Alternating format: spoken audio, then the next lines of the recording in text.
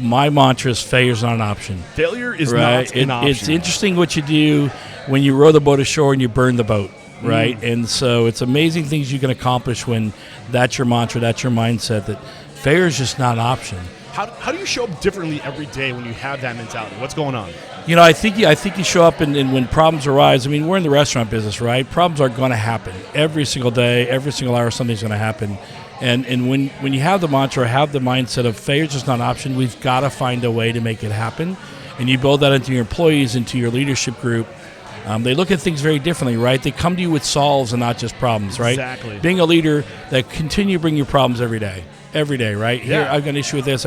And what we built in my organization today, or in our organization today, is don't bring a problem, bring a solve, right? And so that's the failure's not an option mindset of I've got to figure out a solution, and then I'm bringing it to Chris. We're going to talk about it as a team because we've got to have a solve. We've got to have something to figure that out, right? Yes. And, when you're a growing business like we are today here at Voodoo, we'll talk a little bit more, I'm sure, about that.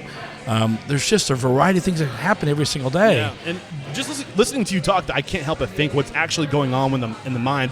When you say something can't be done, or when you identify or label something as not possible, your mind shuts off. That creative part of your mind, just your mind is doing this to save energy. It doesn't. Your mind takes a lot of energy. When you tell yourself it can't be done, your mind goes, okay, like let's move this to the back burner. Like this is off our plate. But when you say failure is not a possibility, when you weave that into your culture, the frontal lobe kicks into hyper gear, and you find ways, you get creative to solve problems to make it happen. It's so powerful. And I think you learn to grow, right? Your team members grow because they're constantly looking for ways to solve, right? They can't come and throw up their hands and go, I don't have an answer for this, Chris. I need to get it figured out. And so for us, that mindset built in helps the leaders grow, whether you're at the store level or at the upper management level.